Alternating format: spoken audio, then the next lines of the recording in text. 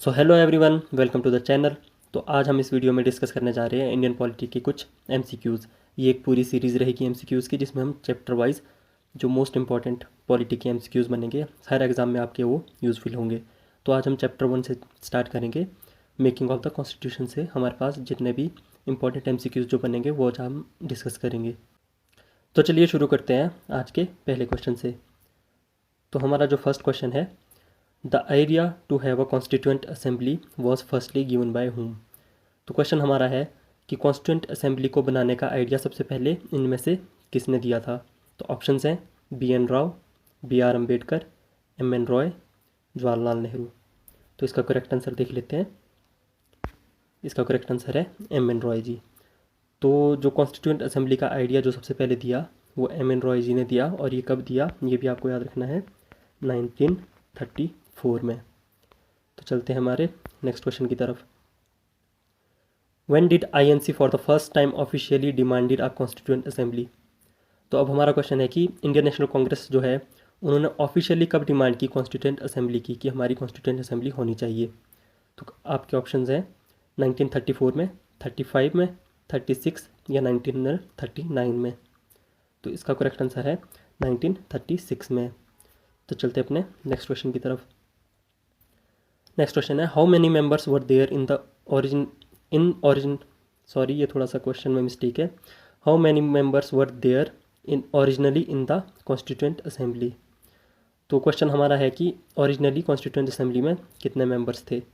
Option है 389, 289, 399, 379। ये काफ़ी इंपॉर्टेंट क्वेश्चन है, तो इसका आंसर है 389। तुम्हारा नेक्स्ट क्वेश्चन है, when did the first meeting of constituent assembly take place. तो कॉन्स्टिट्यूएंट असेंबली की जो पहली मीटिंग हुई वो किस दिन हुई थी। ऑप्शंस है 7 नवंबर 1946, 9 नवंबर 1946, 7 दिसंबर 1946 या 9 दिसंबर 1946। तो इसका करेक्ट आंसर है 9 दिसंबर 1946। और इसी में आपको ये भी याद रखना है, जो हमारे बी एन राव जी थे उन्हें 11 दिसंबर 1946 को कॉन्स्टिट्यूएंट असेंबली का एडवाइज़र बनाया गया था। तो हमारा नेक्स्ट क्वेश्चन है, who was the interim president of the constituent assembly. जब कॉन्स्टिट्यूएंट असेंबली बनी तो उसके पहले जो इंटरिम प्रेसिडेंट बने थोड़े टाइम के लिए, आपको उनका नाम बताना है वो कौन थे। तो ऑप्शन है doctor Rajendra Prasad, doctor Sachchidananda Sinha, H C Mukherjee, B N Rao. तो इसका करेक्ट आंसर है डॉक्टर सच्चिदानंद सिन्हा। चलते हैं अपने नेक्स्ट क्वेश्चन की तरफ। On which day Pandit Jawaharlal Nehru presented the historic objective resolution in the assembly. तो आपको बताना है जो ऑब्जेक्टिव रिजोल्यूशंस थे वो पंडित जवाहरलाल नेहरू जी के द्वारा कब असेंबली में प्रेजेंट किए गए। और आपको मालूम होगा यही जो ऑब्जेक्टिव रिजोल्यूशन है यही बाद में आगे जाके हमारे जो प्रियम्बल है उसका सोर्स बनता है। तो ऑप्शंस है नवंबर 13, 1946, 15 नवंबर 1946, दिसंबर 13, 1946 या 15 दिसंबर 1946। तो करेक्ट आंसर है 13 दिसंबर 1946 को ये ऑब्जेक्टिव रिजोल्यूशन उन्होंने असेंबली में प्रेजेंट किया था। हमारा नेक्स्ट क्वेश्चन है, who chair the constituent assembly whenever it use to meet as a legislative body. ये भी काफ़ी इंपॉर्टेंट क्वेश्चन है। तो क्वेश्चन है हमारा कि जब हमारी जो कॉन्स्टिट्यूएंट असेंबली थी वो लेजिस्लेटिव बॉडी की तरह जब मिलती थी, जब उनकी मीटिंग होती थी, कॉन्स्टिट्यूएंट असेंबली को दो काम दिए गए थे। एक था जब ये लेजिस्लेटिव बॉडी की तरह मिलती थी, दूसरा था ये जब कॉन्स्टिट्यूएंट बॉडी की तरह मीटिंग किया करती थी। तो जब तो ये कॉन्स्टिट्यूएंट बॉडी की तरह मीटिंग किया करती थी तब तो इसके प्रेसिडेंट जो होते थे वो डॉक्टर राजेंद्र प्रसाद जी होते थे। आपको बताना है जब ये लेजिस्लेटिव फंक्शन करती थी तब इसके प्रेसिडेंट कौन होते थे या कौन इसके चेयरमैन होते थे। तो ऑप्शन है doctor Rajendra Prasad, doctor Sachchidananda Sinha, G V Mavalankar, K M Munshi. तो इसका करेक्ट आंसर है जी वी मावलांकर जी। सो हमारा नेक्स्ट क्वेश्चन है, What was the reduced number of seats in Indian provinces and princely states respectively after separation। तो आपको मालूम होगा जब पहले जो कॉन्स्टिट्यूएंट असेंबली थी उसके 389 मेंबर्स थे, जो हम शुरू में डिस्कस भी कर चुके हैं। लेकिन जब पाकिस्तान की सेपरेशन हुई इंडिया से उसके बाद आपको बताना है कि इंडियन प्रोविंसेस में कितने बचे थे और प्रिंसली स्टेट्स में कितनी सीट्स हमारे पास बची थी। तो आपके ऑप्शंस हैं 229 एंड 70, 219 एंड 70, 229 एंड 68 या 239 एंड 68। तो इसका करेक्ट आंसर है 229 एंड 70। तो आपको ये भी याद रखना है, जब ओरिजिनली कॉन्स्टिट्यूंट असेंबली बनी थी उस टाइम कितने मेंबर्स होते थे इंडियन प्रोविंसेस, या जो पहले ब्रिटिश प्रोविंसेस हुआ करती थी उसमें होते थे हमारे पास 296 मेंबर्स, और जो प्रिंसली स्टेट्स थे उनमें होते थे हमारे पास 93 मेंबर्स, जो कि बाद में 229 और 70 रह गए। और टोटल मेंबर्स की अगर बात करें तो बाद में टोटल मेंबर्स बचे थे 299। तो हमारा नेक्स्ट क्वेश्चन है, when did India adopted national flag. आपको बताना है हमने नेशनल फ्लैग को कब अडॉप्ट किया। तो ऑप्शंस हैं 22 ऑफ जून 1947, 22 ऑफ जुलाई 1947, 15 अगस्त 1947 या फिर 26 जनवरी 1950। तो इसका करेक्ट आंसर है 22 ऑफ जुलाई 1947। नेक्स्ट क्वेश्चन है, when did India adopted national anthem and national song. तो इसमें भी सेम ऑप्शन है हमारे पास 22 जून 1947, 22 जुलाई 1947, 15 अगस्त 1947 या फिर 24 जनवरी 1950। तो इसका करेक्ट आंसर है 24 जनवरी 1950। और आपको याद रखना है इसी दिन मतलब 24 जनवरी को हमारे जो प्रेसिडेंट थे वो कौन बने थे, डॉक्टर राजेंद्र प्रसाद जी।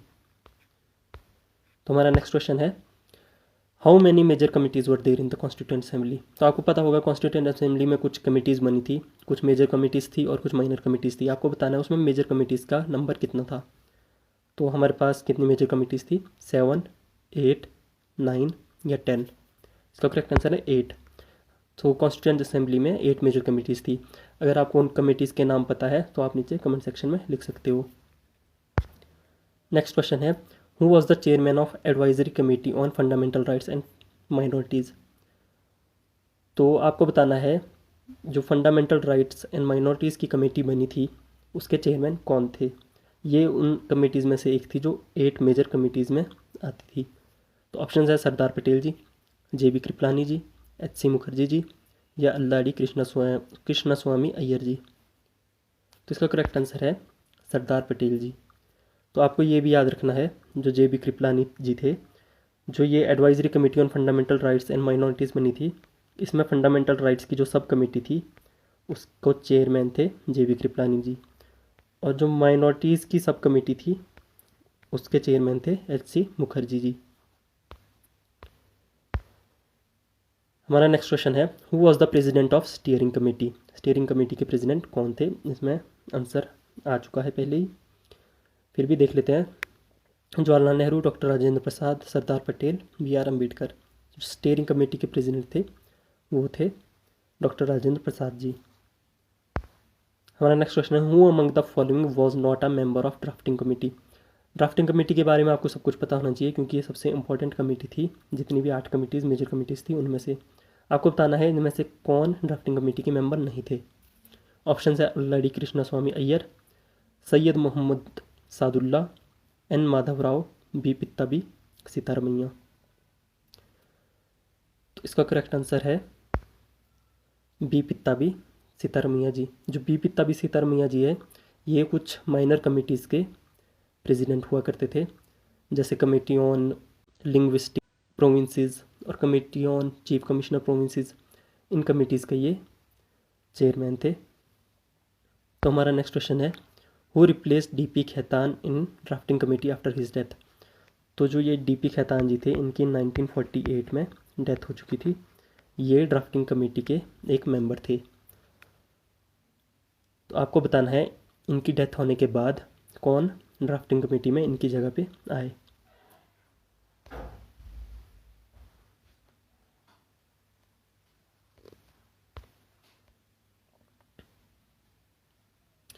सो ऑप्शंस हैं BL मित्रा जी, KM मुंशी, T कृष्णमाचारी या N माधव राव।